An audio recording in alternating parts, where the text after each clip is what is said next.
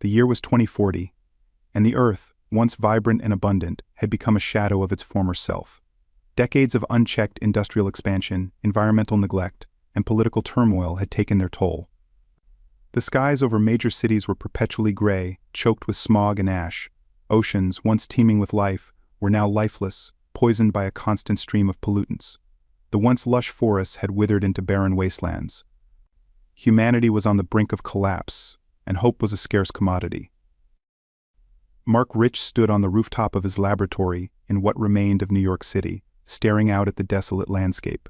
The towering skyscrapers, now dilapidated and worn, loomed like sentinels over the city, their former grandeur a distant memory. Mark was a genetic engineer, one of the last few still working tirelessly to salvage what was left of humanity. He was in his early 40s, with a rugged face etched with lines of worry and determination, his dark hair flecked with premature gray. The rooftop garden, one of the few green spaces left in the city, was Mark's sanctuary. Here, amidst the carefully tended plants, he found a semblance of peace and clarity. He knew that the key to humanity's survival lay not in salvaging the dying Earth, but in starting anew. And that was the purpose of Project Genesis. Project Genesis was humanity's last, desperate gamble. Conceived by the brightest minds on the planet, it aimed to create optimal genetic templates to colonize a new world. Erindor, a distant planet in the Goldilocks zone of its solar system, had been identified as the new home for humanity. But to ensure the survival of the human race, the colonizers had to be genetically engineered to withstand the harsh conditions of their new home. Mark had been one of the leading scientists on the project, spending countless hours in the lab, manipulating DNA sequences and crafting the genetic blueprints for a new generation of humans. These templates would give the colonizers enhanced physical and mental capabilities, resilience to radiation, and an ability to thrive in an alien environment. It was a monumental task, but Mark's unwavering dedication drove him forward. As he stood among the greenery, lost in thought, his comm device buzzed urgently. It was Dr. Evelyn Carter, the project director and a close friend. Her voice crackled with excitement and urgency. "Mark, we've done it. The final templates are ready. We're scheduled for departure in 2 weeks. Get down here. We need to finalize the preparations." Mark felt a surge of emotions: relief, excitement, and a tinge of fear. This was it. The culmination of years of work, the hope of humanity, rested on the success of Project Genesis. He made his way down to the lab, his mind racing with the implications of their imminent departure.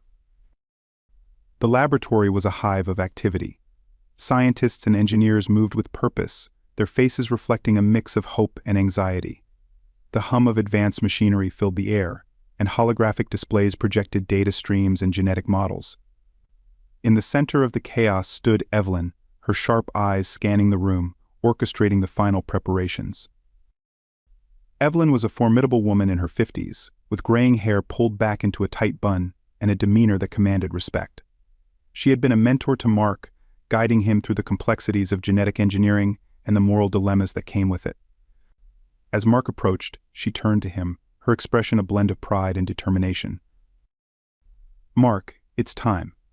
We're about to embark on a journey that will define the future of our species. Are you ready?" Mark nodded, feeling the weight of her words. "As ready as I'll ever be, Evelyn. This is what we've been working towards."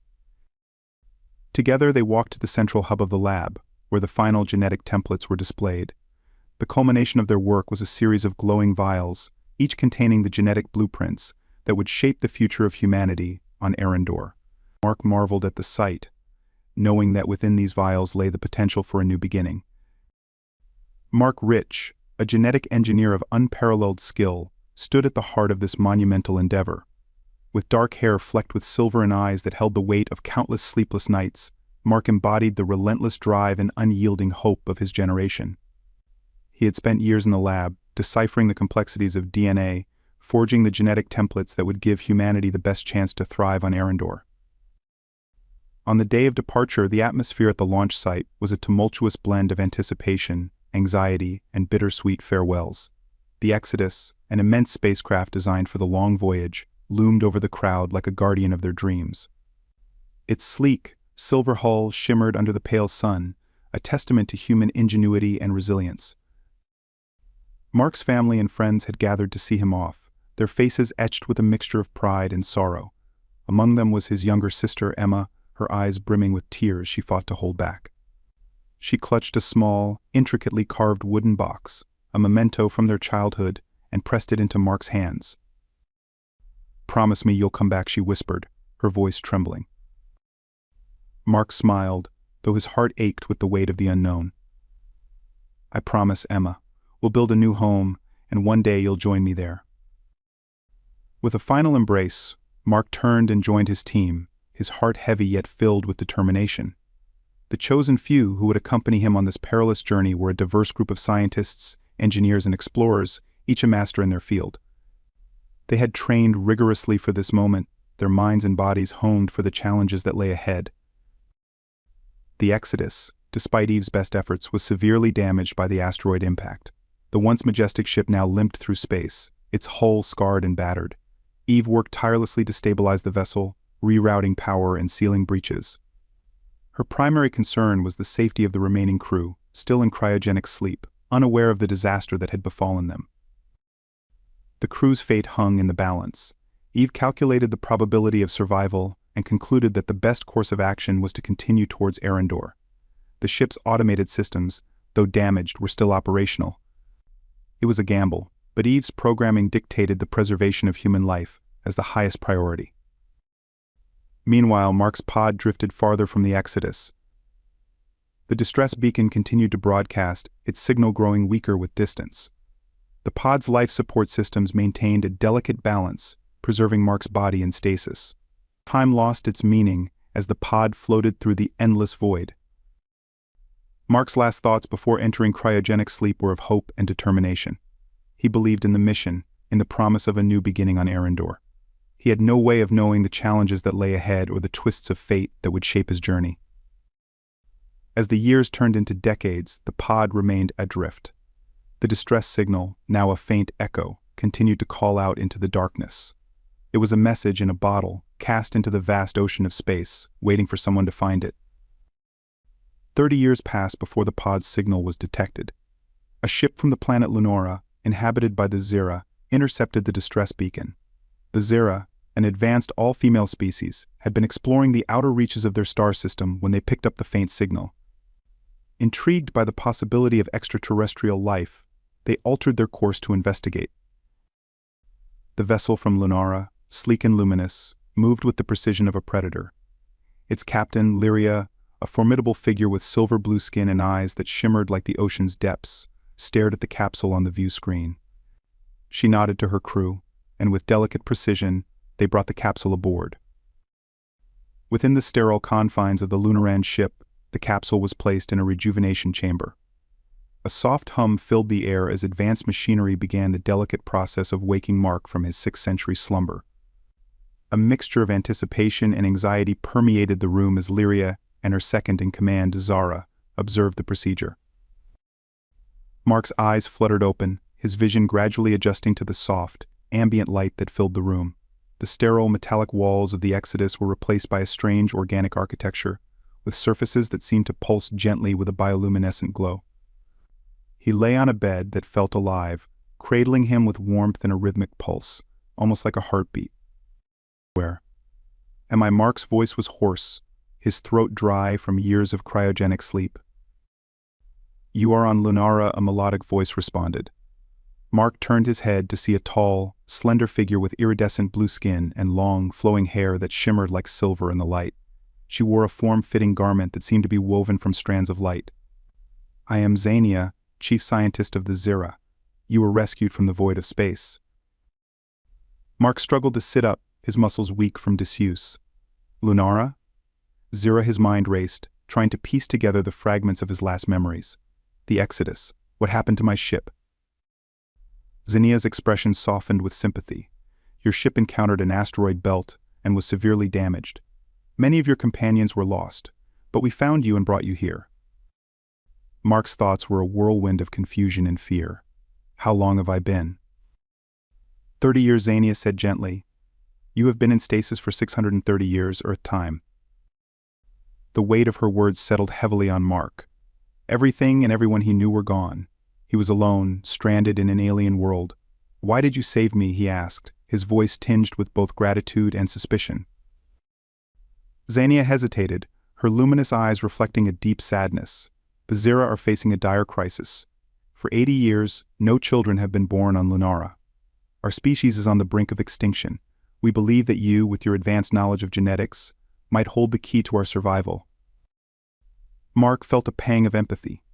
The desperation in Xenia's voice was palpable, and he understood the heavy burden of being seen as a potential savior. "I'll do whatever I can to help," he said, his resolve hardening. "But first, I need to understand more about your people and your predicament." Xenia's expression brightened with hope. "Thank you, Mark. Let me show you our world." As Mark regained his strength over the next few days, Xenia introduced him to the intricacies of Zira society. Lunara was a planet of stunning beauty, its landscapes dominated by lush, bioluminescent forests and crystalline bodies of water that shimmered under the three moons. The Zira lived in harmony with their environment, their cities seamlessly integrated into the natural world. Mark was struck by the Zira's advanced technology, which was both elegant and efficient. Their buildings were living structures, capable of self-repair and adaptation. The Zira themselves were graceful and intelligent, their culture rich with art, music, and a deep spiritual connection to their planet. Despite the beauty and sophistication of Lunara, an undercurrent of sorrow permeated the society. Mark observed the absence of children, the empty playgrounds and silent nurseries. He felt the weight of expectation and hope in the eyes of every Zira he met. Xenia took Mark to the heart of Lunara, a massive, pulsating structure that served as both a power source and a central hub for Zira's genetic research. "This is where we have focused our efforts to understand and resolve our reproductive crisis," she explained. "Despite our best efforts, we have been unable to overcome the infertility that plagues our species." Mark marveled at the sophisticated equipment and the seamless blend of biology and technology. "Show me your data," he said, his mind already whirring with possibilities.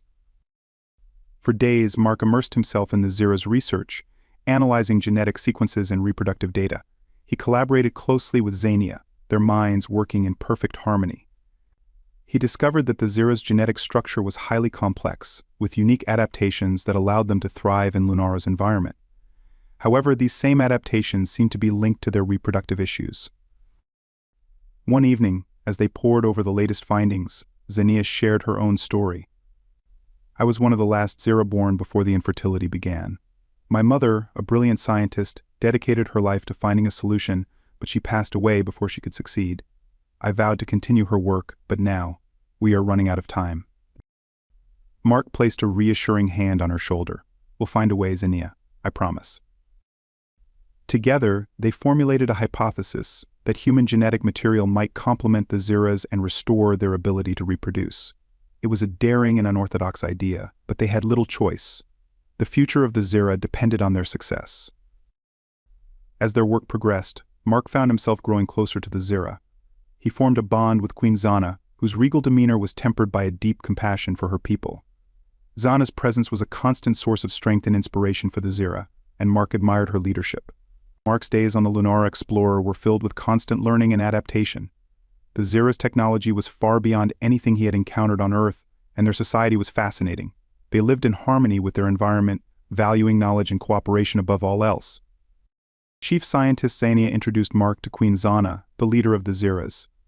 Zana was regal and wise, her presence commanding respect and admiration.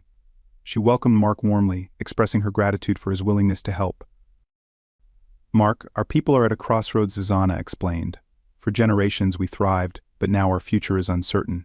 If we cannot find a solution to our reproductive issues, we will fade into oblivion."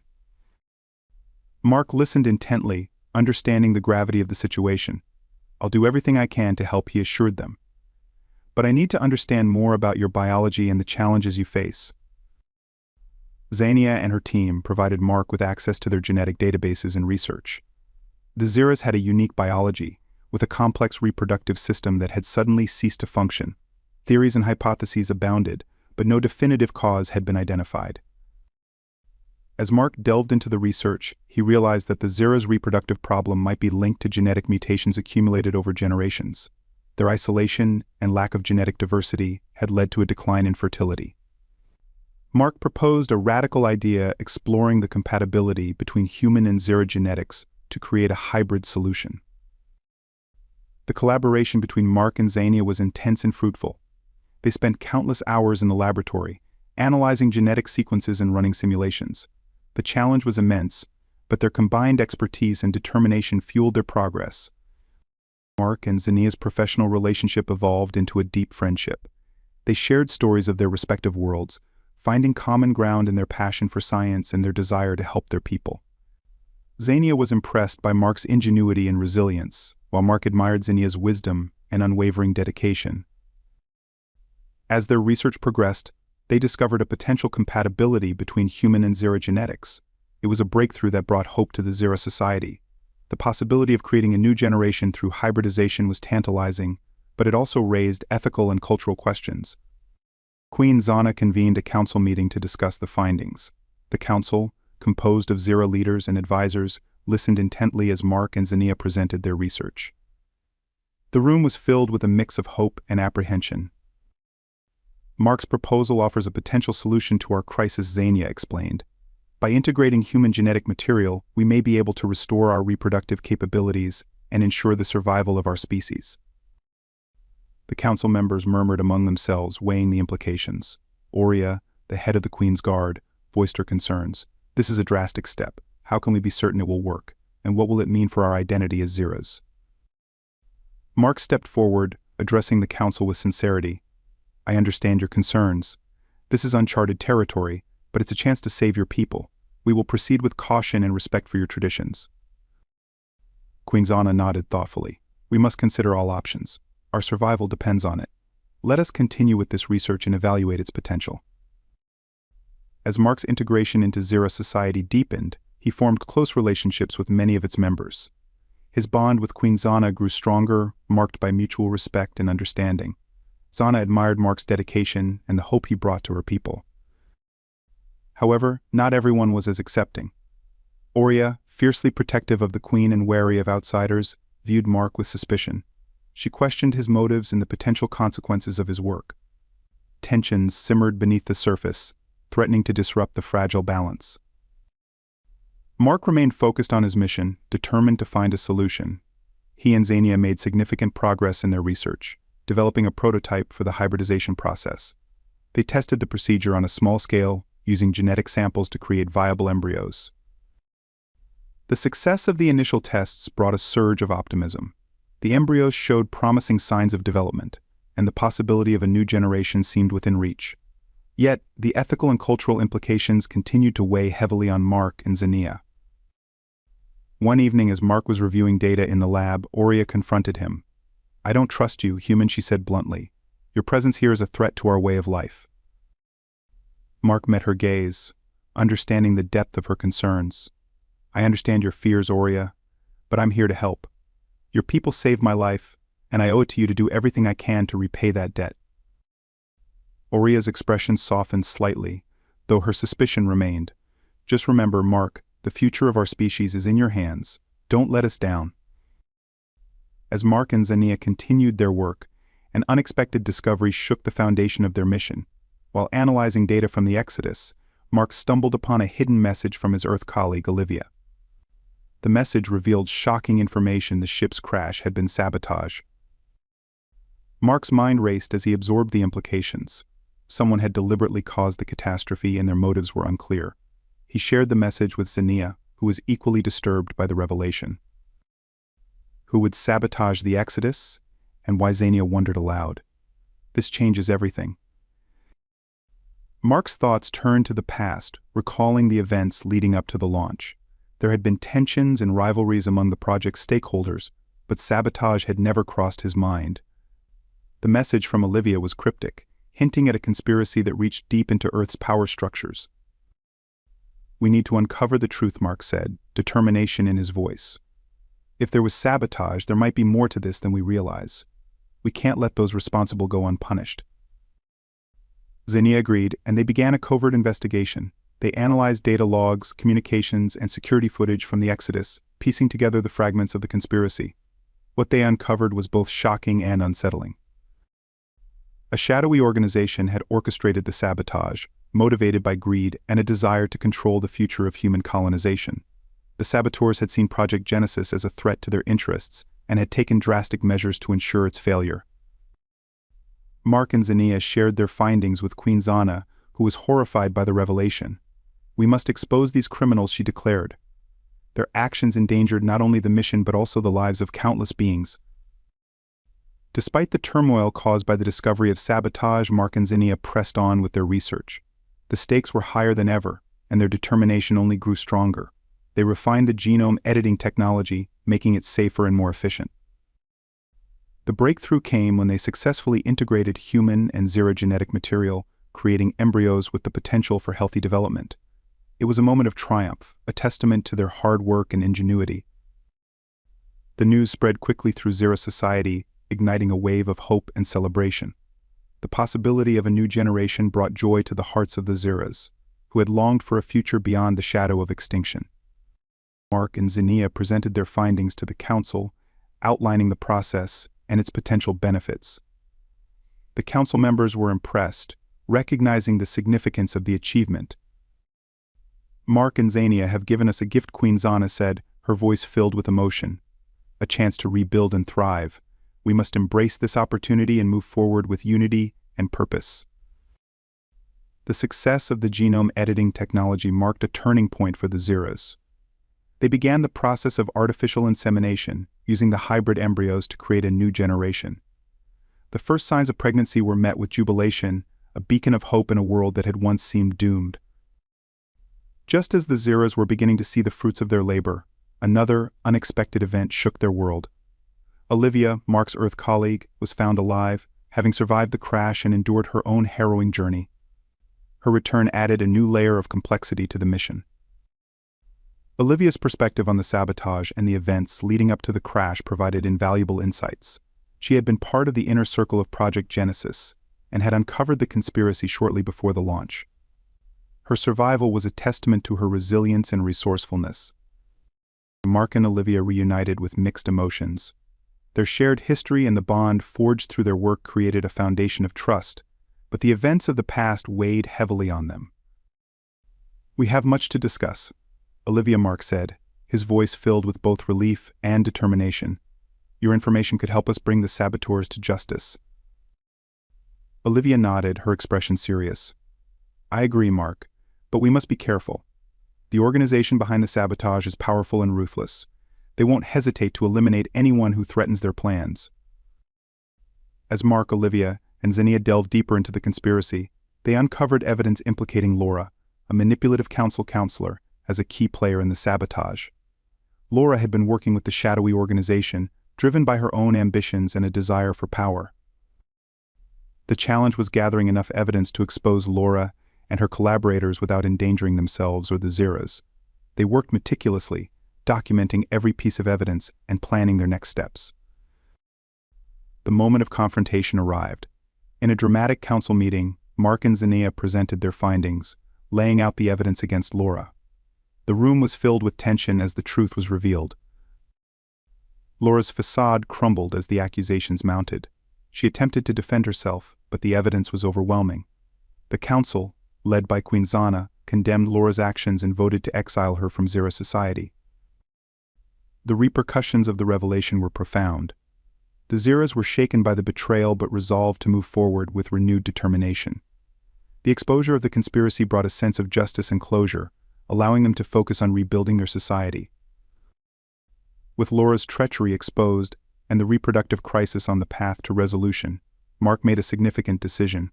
He chose to stay on Cyro permanently, dedicating himself to the success of the new technology and the future of the hybrid generation. The integration of human and Cyro genetics proved to be a success. The first hybrid children were born, healthy and thriving. The sight of these new lives brought immense joy to Cyro society, a testament to the resilience and adaptability of both species. Mark, Zana, and Olivia worked together to ensure the seamless integration of the new generation into Cyro society. They implemented educational programs, healthcare systems, and cultural exchanges to create a harmonious blend of human and Cyro traditions. The new generation, a mix of human and Cyro genetics, represented a bridge between two worlds. they carried the hope and promise of a prosperous future, free from the shadows of the past. The efforts to build a harmonious society bore fruit. Mark, Zana, and Olivia played pivotal roles in shaping the future, guided by principles of cooperation, respect, and mutual understanding. The Zeras embraced the new generation with open hearts, recognizing the strength that came from diversity. Families flourished, and the sounds of children playing filled the air, a melody of hope and renewal. Mark found a sense of belonging and purpose on Zera. He and Zana developed a deep bond, united by their shared vision for the future. Olivia, too, found her place, contributing her expertise and wisdom to the collective effort. Together, they created a society that blended the best of both worlds, a thriving community where knowledge and compassion reigned supreme. The legacy of Project Genesis lived on, not as a distant memory, but as a living testament to the power of collaboration and the indomitable spirit of humanity. In the end, Mark, Zana, and Olivia stood side by side, gazing at the horizon with hope in their hearts. The journey had been long and arduous, but they had forged a new path, a path that promised a future where children played, families thrived, and the spirit of exploration and discovery continued to guide them forward.